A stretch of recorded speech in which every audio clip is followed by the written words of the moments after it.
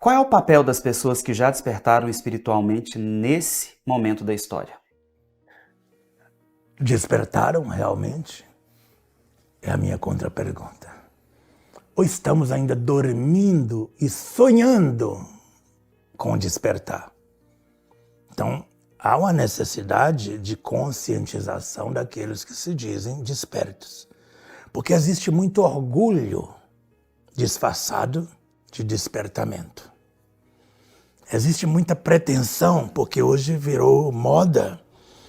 E me parece, com o pouco que eu me envolvo com essas questões ligadas às mídias, que vocês transitam tão melhor do que nós, me parece que falar que é um desperto espiritual dá ibope. Tá, sim. Eu despertei espiritualmente. Eu sou uma pessoa espiritualizada com a visão da vida mais ampla. Isso é vontade de chamar atenção para si.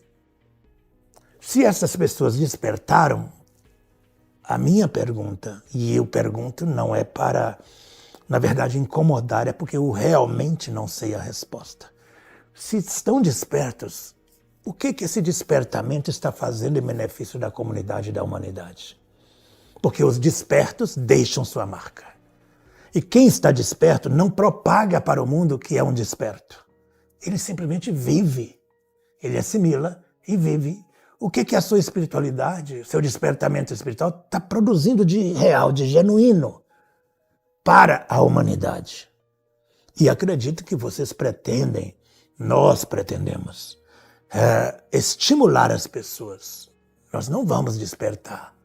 Porque a sua vida é sua, a sua é sua, por mais que tenhamos os elementos reunidos para isso, nós vamos estimular você a pensar, poxa, o que eu estou fazendo no mundo, nesse tempo, nesta época, na família que eu vivo, na família espiritual que eu estou transitando, o que eu estou fazendo que está modificando alguma coisa para melhor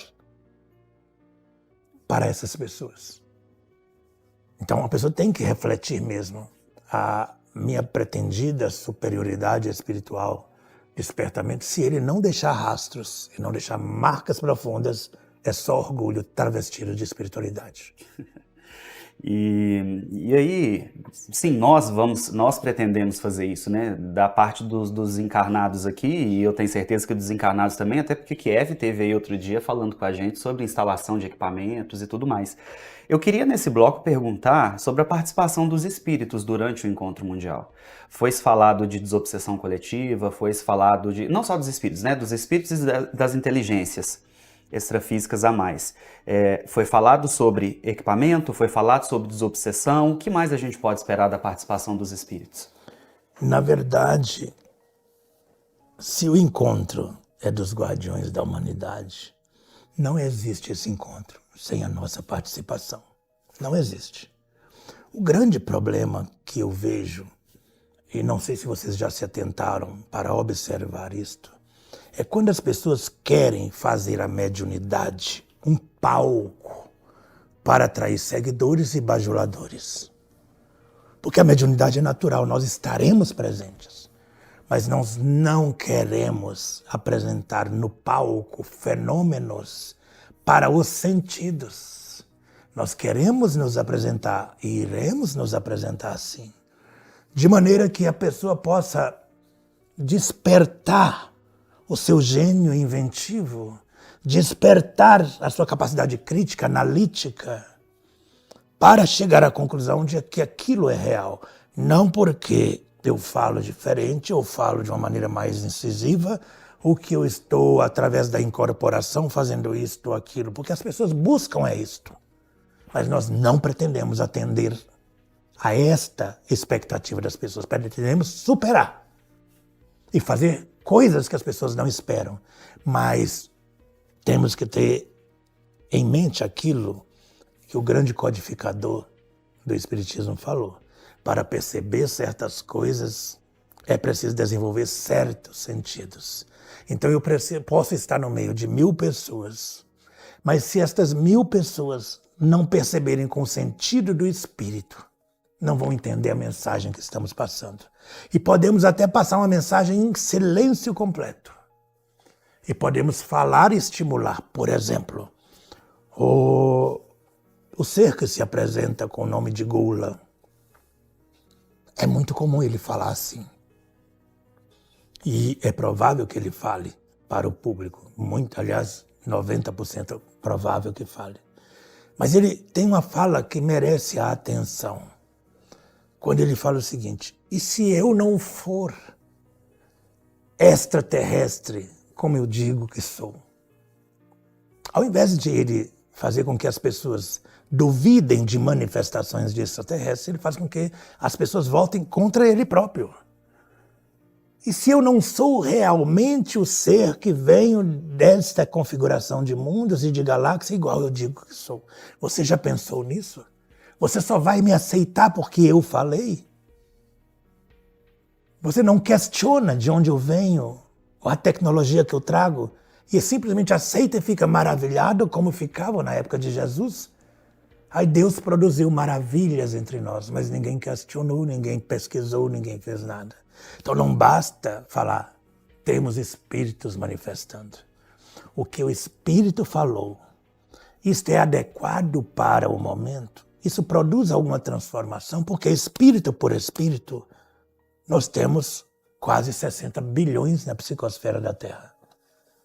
Para que espírito vai ficar manifestando à toa, para não dizer nada, nada de útil, nada que faça diferença? Nós não estamos aqui para perder nosso tempo. Se a manifestação servir para esclarecer, para estimular e trazer um conteúdo genuíno que transforme o ser humano, evitamos manifestar. Porque isso aí já passa para mistificação. Então estaremos presentes, mas não pretendemos atender à expectativa do povo presente. Pretendemos fazer o nosso trabalho e o faremos, mas dentro de um objetivo claro, dinâmico e genuíno. E aí isto pode até decepcionar muita gente. Tudo isso que vocês ouviram da presença dos Espíritos, nós teremos isto e muito mais durante o Encontro Mundial 2026, que este ano se realiza em São Paulo. Fique atento aí e veja aqui na inscrição para que você possa imediatamente participar conosco. Temos muito mais para você. Encontro Mundial 26, 4 a 6 de junho em São Paulo. encontromundial.com. Olá, gente, mais uma vez aqui falando com vocês, eu, Robson Pinheiro, e a nossa equipe que está toda aqui nos bastidores da câmera, atrás da câmera, participando ativamente junto com o Espírito, seus 7 encruzilhadas. A equipe preparou uma série de perguntas a respeito de guerra espiritual e transição planetária.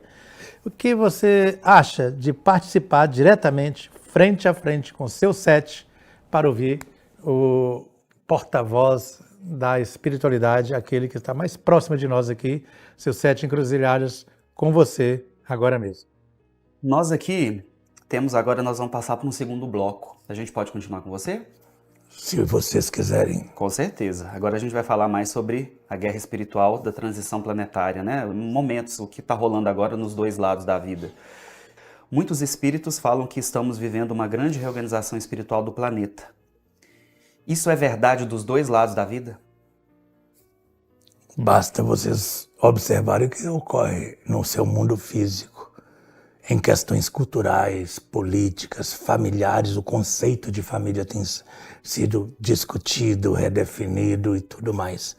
Se, e eu falo isso não por dúvida, mas apenas para fomentar o intelecto de vocês, se tudo que ocorre no plano físico é reflexo pálido do que ocorre do lado de cada vida, dá para entender que as revoluções conceituais, as revoluções de pensamento, da forma de pensar, de ver a vida, é muito mais intensa do lado de cá, porque do seu lado não ocorre nem 5% do que está aqui.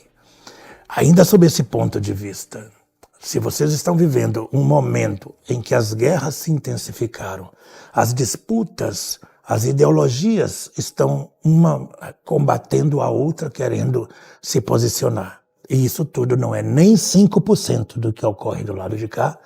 Imaginemos então a proporção da guerra espiritual verdadeira.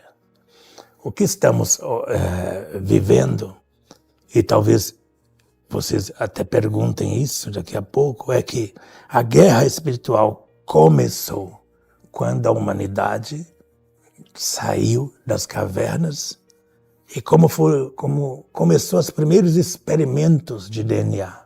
Já começou. Porém, ela foi se avolumando em períodos mais críticos e especiais da humanidade. E hoje, para esta geração, é o período mais crítico que a humanidade já viveu. Então temos que entender que do lado de cá, esse período crítico atingiu o máximo ponto que até hoje nunca chegou à humanidade. As mesmas disputas, as mesmas dificuldades que vocês veem, que experimentam no seu planeta, são ampliadas de maneira sensível e extraordinária do lado de cá. Porém, hoje tem uma coisa que é muito especial, a urgência de definir-se, e eu vou falar de uma maneira bem generalizada, definir-se a favor ou contra a política divina. A urgência de você esclarecer cada vez mais, de questionar cada vez mais, de crescer, de ampliar os horizontes da sua mente cada vez mais, porque isso é decisivo. É mais real, é mais necessário, é mais urgente você ampliar os horizontes da sua mente, da sua visão de vida nesse momento de guerra, do que você entrar para a igreja ou para o centro espírita e orar. Porque muitas vezes o fator religioso, nem estou falando 100% das vezes, mas muitas vezes ele é um fator constrangedor. Ele impede o crescimento da mente. Impede que você questione e amplie o pensamento. Ampliar, conhecer, estudar é mais importante do que você se transformar num religioso, se transformar num frequentador de religião e achar que isso transforma a humanidade. Não, você vai ser a mesma pessoa travestido de sacerdote ou sacerdotisa, achando que tem suas ligações no passado, porque todo mundo quer ter uma ligação com sacerdócio aqui, com outra iniciação ali, com tudo mais, mas ninguém quer ser o fator transformador da humanidade. E terão severas decepções, esses que assim pensam quando chegarem do lado de cá, porque apenas se verão revestidos da mendigância espiritual. E fizeram discursos de grandes iniciados e de tudo mais, e vão ver que o conhecimento que traz abertura mental passa bem distante daquele que foi divulgado, porque isso dá ibope, e principalmente dá dinheiro, porque o número de pessoas que buscam novidades é muito maior do que os que procuram esclarecimento real e genuíno. Então, quanto mais coisas você inventar, quanto mais apetrechos você se rodear, mais fácil de você ganhar dinheiro aí. Quanto mais você investir no pensamento, no aculturamento, e eu estou falando não só aculturamento espiritual ou religioso, não. O mundo tem muita coisa acontecendo. Tem muita coisa boa acontecendo no mundo. Nós precisávamos ter um canal para divulgar as coisas boas que estão acontecendo e que não estão acontecendo dentro de centros espíritas nem dentro de igrejas. O planeta está revolucionando. Recentemente, nós acompanhamos o primeiro passo. E vocês, se procurarem, certamente terão acesso. O primeiro passo para a humanidade desenvolveu a telepatia tecnológica que já está sendo testada, com implantes neurais, e que você consegue, através do implante, os primeiros testes já estão aprovados, comunicar com o outro. Porque existem ondas específicas transitando entre um implante e outro. É o primeiro passo para a telepatia tecnológica. Recentemente, descobre-se, então, a cura do câncer em suas variadas formas. Você vê isso sendo falado no meio espiritualista? Não, porque querem só espíritos com espada na mão, digladiando entre um prédio e outro, como se o dragão fosse um dragão daqueles filmes ficcionais que vocês assistem. Gente fazendo um teatro para uma plateia específica que adora aplaudir, mas o que de consistente isso traz? Precisamos também despertar as coisas boas que estão acontecendo. O número de crianças prodígios que estão reencarnando, que já são esses seres mais adiantados que estão reencarnando no planeta. Crianças superdotadas, que aos 8, 10 anos de idade já têm o conhecimento de alguém que está fazendo a faculdade. E que inclusive estão fazendo divulgação isso pelos mídias de vocês, se mostrando cada vez mais. São coisas boas. Mas por que focamos só nas coisas ruins? Só nos impactos viscerais que as coisas ruins têm? Porque renovação planetária também significa que estão nascendo espíritos do bem em vários lugares e que não são, e que muitos não vão se tornar espíritas, porque o meio espiritualista é avesso e é o primeiro entrave para que esses espíritos superiores façam o trabalho deles. Eles vão nascer em qualquer lugar, menos no meio espiritualista. Porque o meio espiritualista fecha dentro de um caixote mental. E se não pensar conforme aquela escola iniciática, então não serve. Então os espíritos mais esclarecidos preferem nascer fora deste meio e contribuir com a humanidade do seu jeito. E aí você vai encontrar muita gente de bem, evoluída, fumando o seu charuto, tomando o seu uísque, que teoricamente, os espiritualizados acham que é errado. E você vai encontrar muita gente com hábitos considerados saudáveis, não comem carne, gostam de orar, gostam de frequentar e até distribuir roupas para as pessoas carentes, comida, mas que são missionários das trevas.